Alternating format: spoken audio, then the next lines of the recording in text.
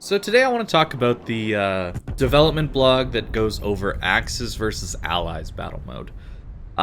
This is an interesting game mode, and I would really actually love to see more diversity in the types of game modes we get, where it's not just standard battle, domination, or epicenter. We all know epicenter's kind of trash right now because of the way they changed the cap zones. Original Epicenter wasn't bad because you could stall all the caps from the middle one, meaning it was possible to make it was possible to carry a game out by pushing into that middle cap and holding from there. But currently, that's not you're not capable of doing that anymore, just because the outside caps will continue to tick while you are in the middle one. So it's basically impossible to carry. The game just snowballs, and it's not the most interesting thing in the world.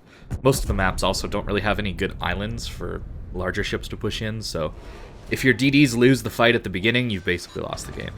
So not the most interesting thing. So it's nice to see something new, like Axis versus Allies. This, however, has some issues that I want to talk about. 12v12, that's cool. You know, tier 8, my favorite tier. Great, awesome. Love to see that, really. And they're only going to use ships that are built in real. So that's cool. You know, trying to make it a little bit more realistic, I guess. I can see that being interesting. The problem is the imbalance that this causes.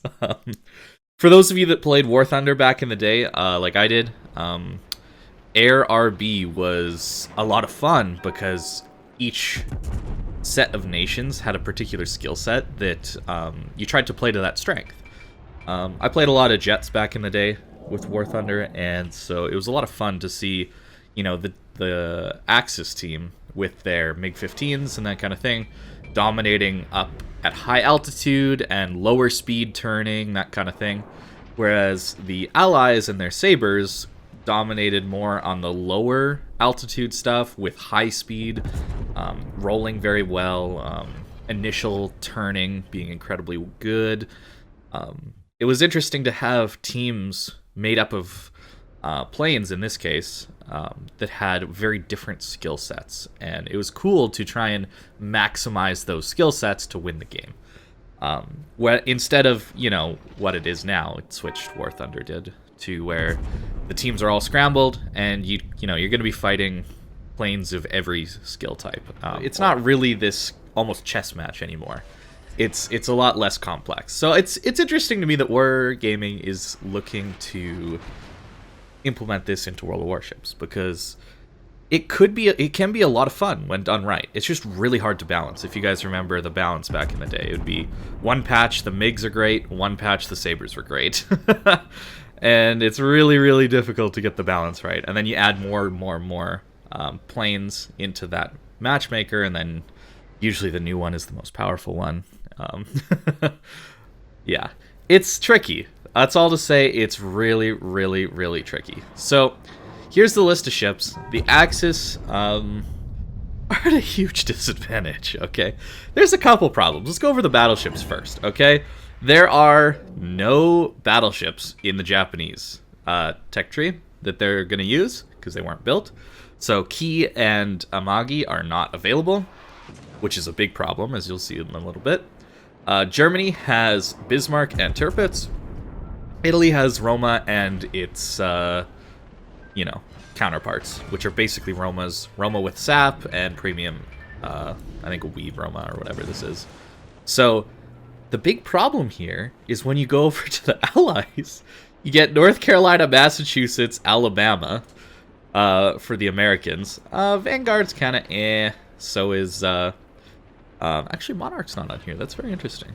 I guess it wasn't built. No USSR one. I think that's pretty standard, I would say. I think we all know a lot of the USSR Russia tech tree is a little bit paper. Richelieu's on here. Interesting. That's probably pretty cool. The problem here with the battleships is you're going to notice that Overmatch is exclusively on the Allies' side. The only 406mm guns in the entire match is going to be the American battleships. And, well, considering Prince Eugen, Admiral Hipper have 27 millimeters of armor, it means they'll be getting overmatched by these battleships. And something like a Baltimore, which also has 27 millimeters of armor, will be facing Tirpitz, Bismarck, and Romas. How on earth is a Tirpitz, Bismarck, and Roma gonna deal with a bow-in Baltimore? Yeah, that's gonna be tricky to do. On top of that, I would argue that the weakest cruisers at, or not necessarily the weakest, but some of the worst cruisers at Tier 8 are probably the Hipper. Mogami's okay, Atago's okay. Like, they're not that good for winning games. They're okay in randoms. But if you want to win games, you want radars. So we're looking at cruisers now. Baltimore and Cleveland, Wichita, radars. Edinburgh can have a radar. Belfast, radar. Kutuzov, incredible long-range HE, DPM, and smoke. Chapayev, long-range radar. Yeah, it doesn't seem the most balanced, does it? And then let's look at the destroyers yet. Akazuki is a decent gunboat and torpedo boat. This is probably one of the stronger picks for the Axis. Kagero's just torps. Z-23 is not very good. Z-35's an okay gunboat, but I think an Akazuki is just better.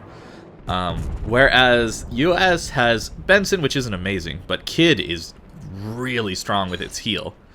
That's a really, really, really strong ship. Cossack also very strong with its concealment. Ogdemoy, but here's the big one. Le Fantasque and Le Terrible. I think if you guys participated in Tier 8 clan battles, or have just even seen Tier 8 competitive at all, you'll know that the French DDs are the way to go, because they're just so good in a pack, and their DPM with reload booster is insane, so they can focus out a target very well. And then Lo Yang, excellent hydro support.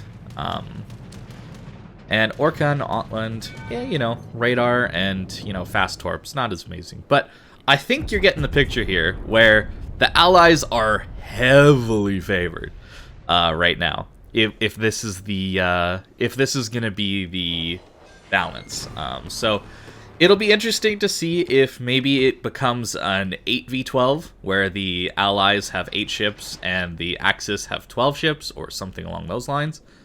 That would be maybe a little more balanced to me, but as it stands, this is going to be tricky to balance. You can participate in a division, which is really cool, but you have to be all on the same side. That makes a lot of sense. There won't be mirrored in ship types. Oh, that's cool. So you can have more battleships or cruisers than the enemy team, or destroyers. Except aircraft carriers, that'll be equal. Hopefully that means only a maximum of 1. Really hope so.